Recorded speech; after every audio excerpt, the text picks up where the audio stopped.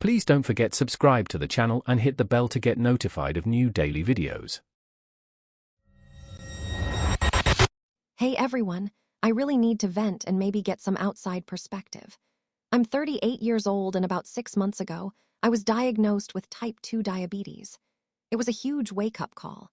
My doctor was very clear about the importance of strict dietary management and medication to prevent serious complications down the line. I've been incredibly diligent, working closely with a nutritionist, tracking everything, and I've even lost some weight. My husband, Kyle, 39 years old and male, has been an absolute rock star.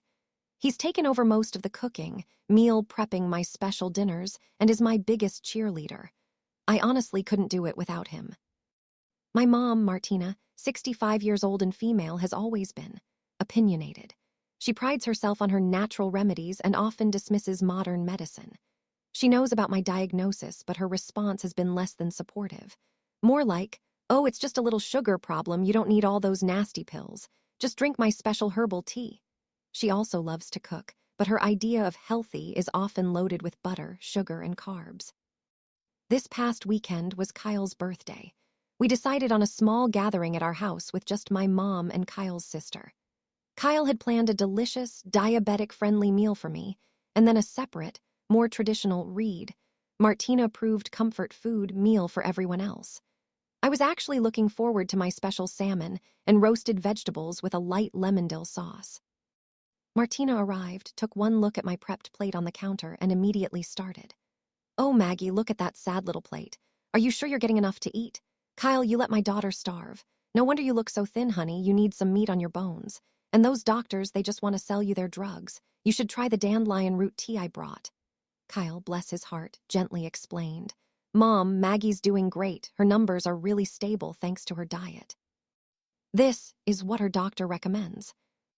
I tried to ignore it, but it was just the beginning. While Kyle was carving the roast chicken for everyone else and I stepped out to grab drinks, Martina was in the kitchen. When I came back, she had improved my salmon. She drizzled a generous amount of her homemade, very sugary honey mustard glaze all over it, along with a sprinkle of candied walnuts. She beamed. "There, now it looks like a real meal. You can't just eat plain old fish, darling." A little treat won't hurt. It's Kyle's birthday after all. My blood ran cold. This wasn't just a little treat. This was sugar-laden, high-carb sabotage of a meal I had meticulously planned and portioned.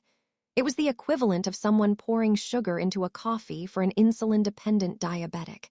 It wasn't just about the food.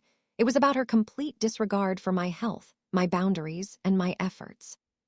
Kyle saw my face and immediately understood. He turned to Martina, and I swear I saw steam coming out of his ears. He said, "Mom, what have you done? Maggie can't eat that. Her diet is specific for her health. You know this." Martina, of course, got defensive. "What? I was just trying to help. It looked so bland. A little honey is natural, it's good for you. You're making a big fuss over nothing, it's just a tiny bit. Maggie, tell him, don't you want to enjoy your husband's birthday?" I had to throw out the entire plate. Kyle made me another plate of salmon, luckily we had extra, and just steamed some plain broccoli, but the joy was gone. I was so incredibly frustrated and hurt. I ended up just picking at my food, my appetite ruined.